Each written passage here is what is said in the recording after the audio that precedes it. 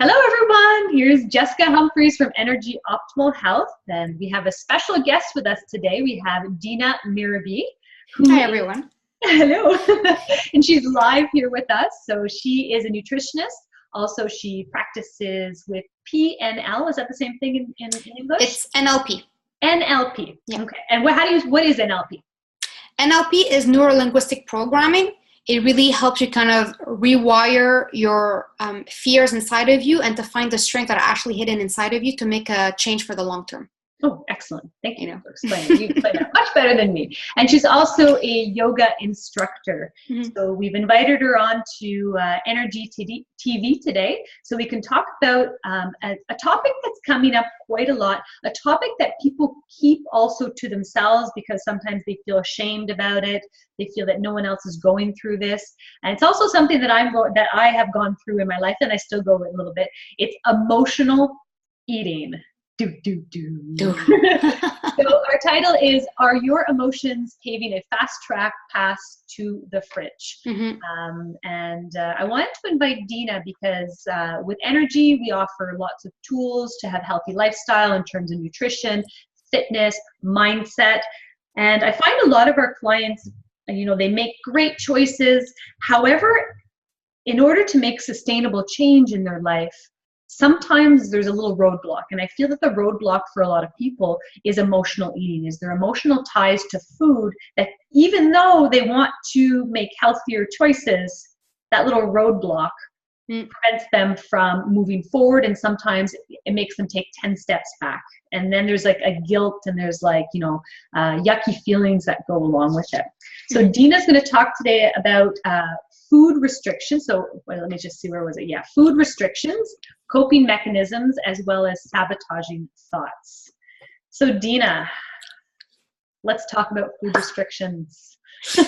So when you look first in terms of emotional eating, many of us might be turning to food when we're sad, when we're happy, for promotion, to kind of, tell our kids, finish your plate and then I'll give you a dessert. So there's a lot of like habits that come in. And the thing when we look in terms of emotional eating is when you have that guilt after and that, self-negative thought coming in and getting you in that vicious negative cycle about yourself. And what we want to say is that many of us have it. However, we're not born with it. And one of the things that you mentioned is really food restriction. Because let's be honest, Jessica, I've gone through emotional eating and I wasn't tempted to go eat celery or an apple, or sometimes overeating in terms of emotional eating chicken, for example, because what happens is that when there's certain foods restriction is labeling certain foods as good or bad, healthy, not healthy, empty calories. All these labels are actually giving these foods so much power that when we're so emotional and we're so fed up, there's a tendency of us that wants to go and break the rules. Yeah. And breaking the rules. You know what? I think you just pinpoint that too. I'm a little bit of a rebel, for those who know me, and so I feel like it's that. It's like I can't eat it. I really want to eat it though. Yeah. So okay, nice. So when you're going for that breaking the rule, like you said, it's like, and in the end, it's like you're breaking the rule of something that's maybe imposed in society that it wasn't bad, that it was bad. You're not supposed to have it, and now you're like, you know what? I deserve this, and then you're gonna go in secret and eat it, even though you're not hungry. You're breaking the rule. That rebel inside of you is reacting to that food restriction or maybe that restrictive diet that you were doing. I think a lot of people can see themselves in that. Yeah. Okay. And there's also some go-to foods. I'm assuming. I know my go-to foods are definitely not celery or carrot. Me neither. My go-to foods are cheese, alcohol, and sometimes sugar. Sometimes like it depends on my moods and stuff like that, but cheese is definitely a big one. I don't have any cheese in my house. Because when you talk about cheese, when we go for certain foods, there's also the texture that's important and also what's in it. So when something is higher in fat or higher in sugar, it actually gives you that calmness, that full feeling that you don't have to focus on your emotion, you're full in your stomach. But also when you look in terms of sugar and fat, it actually releases your higher level of serotonin or dopamine, like happy hormones. So when you look in terms of that food, it's the same thing with alcohol. It kind of helps nullify our emotion, nullify our depression, or our anxiety. and is boosting it with all these other items as well. So it could be, remember, emotional eating, it could be gambling, it could be alcoholism, it could be shopping, it could be Facebook addiction. All these things are giving you that high intensity of dopamine, but in the end, it's getting you away from your goals. Food restrictions. Food restrictions. All right. and can you talk a little bit about coping mechanisms for this? How to help people out? So I don't know if you're very aware that we talk a lot. Whenever there's a situation that comes in, we actually have the fight or flight response. You know, if you see a tiger running towards you, do you run away, or are you stuck there and you're completely frozen? Yeah, I'd probably run away. I hope I would run away. I hope I won't just freeze there, you know, but the thing is, you never know how your body's going to be reacting. And same thing with food is that you not necessarily know how your body's going to be reacting, but sometimes when you always have that, you're have an emotion, you're not sure exactly how to deal with it, you stuff it down with food. And then instead of focusing on that stress with work or with your family, you're just kind of like in a trance and you're just eating to give your brain that break from thinking about that stressor in your life. And that emotion, it's kind of like up in your chest and you're eating, and you're stuffing it down. And then you're so full, you don't remember, you're not looking at the emotion. You're just going to that self-guilt trip about what you ate, and being guilty of what you're eating is actually less painful than focusing on that emotion that you're feeling and then treating it that way. Because some people might see as a comfort. They're like, I comfort it, kind of, because it's so we're so used to feeling that way. I'm so anxious, I'll null it down. You know, depressed, I'll have the sugar. So we're kind of auto-medicating ourselves. And this is a coping mechanism because it came at a certain point in your life where food was the only option, and it's thanking that the food came in. But now it's saying, okay, the food is causing more problems than maybe dealing with that emotion. And am I ready to slowly but surely drift away from the food and be face to face with my emotion?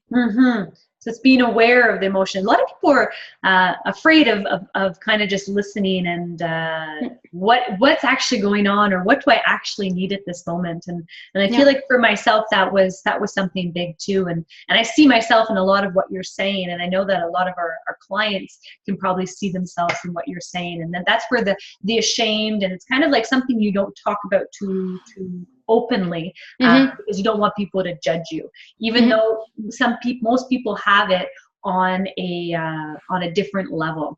And for me, just being aware of my emotions has helped me out so much. And it's just like such a simple thing. It's like, okay, why do I want to eat that? I'm like, am I really hungry? Is this an emotion? And sometimes I'm like, hell yeah, and I'm going to eat it, and it's emotional eating. And it's accepting it, saying, I'm going to have it, and it is okay. We're not saying you need to banish emotional eating for the rest of your life. You know, sometimes I feel like having a glass of wine at the end of the day. I had a long day, and I'm like, you know what? I'm going to have that glass of wine. But if that glass of wine affects my sleep, affects my next day, and turns into a bottle of wine every night, that's when I have to say, okay, there needs to be something else I need to change. I agree. You know? Yeah. So it's not like fully restricting everything, but it's kind of being aware of everything, and then after that, making healthier choices. And that's like you said, it's a process because it is a choice. Yes. The muffin is not jumping at you. You know, the Nutella is not there roaming in the air. As much as we feel like it's stronger than us. You mean it doesn't talk to us? It doesn't talk to you? Talk to me. Maybe in my dreams. I'm like, Dina, eat me. I'm here. But it feels like they're talking to you, right? You're like, it's right there. And it's like bugging you. It's like nagging you in the fridge. But it is a choice. Yeah. And when you know that you have a choice, it's so empowering. Because in the end, you're choosing to eat that food and choose it and you know, assume it. It's okay. Assume ton choix. But then it's saying, you know what? Maybe there's another thing that I can do that doesn't have to be related to that cheese or that sugar. Or for me, it was Nutella. You know, it was my go-to. You know. Excellent. Well, thanks for sharing that. And then we have sabotaging thoughts. Sabotaging thoughts are harder to distinguish than emotions. Okay. It's all, you know, we have hundreds of thousands of thoughts every single day. It kind of comes in a split second. But it can happen in terms of, I've been doing so well, I deserve this. You know, I had a hard day. Who's here to tell me I can't eat this? Oh, I'm just going to have one. It's okay. Or might as well, I messed up my diet. I will start on Monday. You know what? So that's why when we're saying, you know, like Monday, I'll start Monday, it's getting that self-sabotaging thoughts because you're giving yourself permission to break a rule or for something that for you made sense, that is a belief. But again, all these are beliefs that you're not born with. They're beliefs that through your family, through your environment that were built in. Mm-hmm. And the biggest one is, oh, I overate, I ruined my diet. What's wrong with me? I'm not doing good. I'm not strong enough. I'm not meant for this. Might as well, you know what? I'm going to catch up with everything that I missed. And Monday, I'm going to start. Mm-hmm. Or the worst one is the scale. You go on that scale and maybe you lost weight. You're like, I didn't lose fast enough. You know what? This is not working. Mm-hmm. Or your weight is stable. So many times I hear that. Or the weight is stable and you're like, all this effort for this? Yeah. No.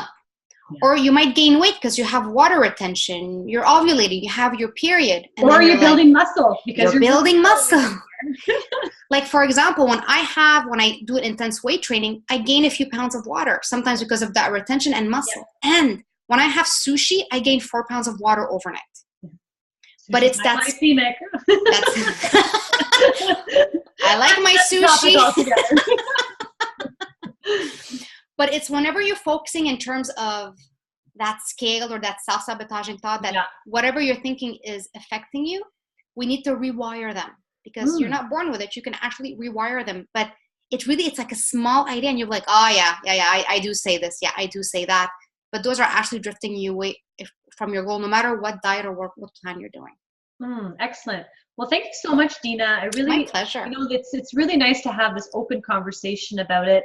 I think it really helps. It will help people out. I think people will see themselves in here and know that, okay, this is where I'm at. And yes, I want to make some changes, and just know that it's super easy. It's just that you have a choice and you can be aware. However, sometimes it's harder than that, and that's why I brought Dina in as well. So she does work with clients who more have emotional ties to eating. Mm-hmm. So if you want, we're going to put the information to contact Dina. But she also has a nice little present to offer you guys if this really resonated with you and you need a little bit of help. So what's your gift, Dina? So my gift is to help you kind of gain that food freedom, because the more you have food controlling your everyday move, it's very hard to move forward and accomplish your goals. Mm-hmm. So I'm offering a free 5-day challenge that as soon as you sign up, you will get daily videos of giving you those little steps, those little tips that actually help you take care of the food restriction, the emotional eating, the self-sabotage, to start paving that way to recovery. And it has nothing to do with dieting, the approach that I work, because I work with people with binge eating, with compulsive eating, and with eating disorders. And the aim is to rebuild that healthy relationship. And it's totally free, that 5-day challenge. And then whenever you're part of it, you can always email me if you have any questions. So I'd be so happy for anybody to join. Thank you so much. I appreciate this. And I hope I hope you guys do take advantage of Dina's expertise if you feel that this is the path that you need to go towards. Mm-hmm. And here at EnerJ Optimal Health, our goal is to really promote optimal health and in different spheres. And when it comes more to emotions, we love to outsource and stuff. So thank you so much for coming in today. And you will be seeing Dina again. Can't say exactly when, but we're going to continue on the topic of emotional eating. So if you do have other topics or other kind of themes or questions that you want Dina to talk about, please do send me a personal message in Facebook, so that way we can, when we plan our next Facebook Lives with Dina, we can answer your specific questions. Mm-hmm. Excellent. So hopefully that helped you out. Again, Dina, thank you so much for your time. We look forward to seeing you again.